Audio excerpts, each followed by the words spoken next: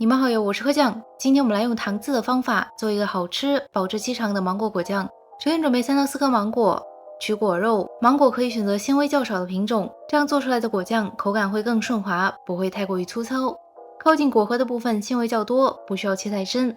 最终我们应该获得大约2杯半，也就是500克芒果果肉。芒果属于比较甜的水果，所以糖量可以少一点。我使用了250克糖，如果你的芒果比较甜，可以再减一点。半个柠檬的柠檬汁。提前抵入柠檬汁，可以避免芒果氧化发黑，做出来的果酱颜色更鲜亮。搅拌均匀，腌制至少4个小时或者过夜。腌制后的芒果除了更加入味外，还杀出了很多水分，可以缩短煮果酱的时间。倒入锅中，放在一边备用。如果你没有温度计，提前准备2到3个盘子，放在冰箱里冷冻，用来测试果酱是否好了。同时准备2到3个250毫升的罐子，用来装果酱。要注意的是，盖子使用新的，这种橡胶圈使用1次2次之后就失去了良好的密封性。幸运的是，你会发现市面上很多酱料的牌子都是用同一个尺寸的瓶盖，平时收集几个吃剩下的罐子，然后更换瓶盖，就不用每次做果酱都买新的瓶子了。接下来准备一锅开水，放入一块干净的布。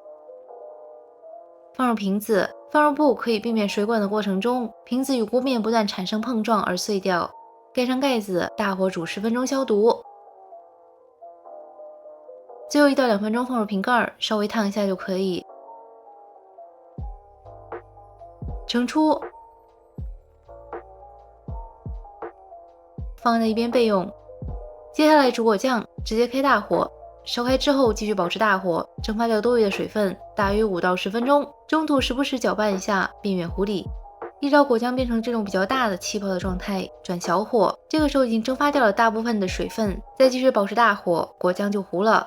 接下来倒入1/4杯果胶，自己做的，你也可以使用外面买的，因为芒果属于中等果胶含量的水果，加入一些果胶可以帮助它更好的形成果冻般的质地。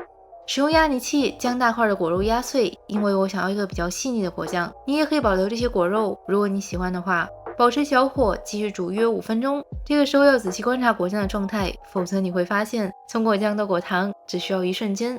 一直到果酱处于103到105度之间就可以关火了。如果你没有温度计呢，可以观察一下勺子，如果这个果酱往下滴的状态是片状的，而不是水滴状的就可以了。取出一个提前冷冻的盘子，涂抹上一点果酱，等待30秒到1分钟左右，用手指轻轻推动果酱，手指边缘的果酱形成这种像褶皱般的质地，同时可以很好的形成一条开合的线，就说明可以了。否则的话，继续小火煮1到2分钟再测试。将果酱倒入消毒好的罐子中，使用干净的纸巾擦干边缘的果酱，盖上盖子，再重新放回滚水中，小火煮10分钟。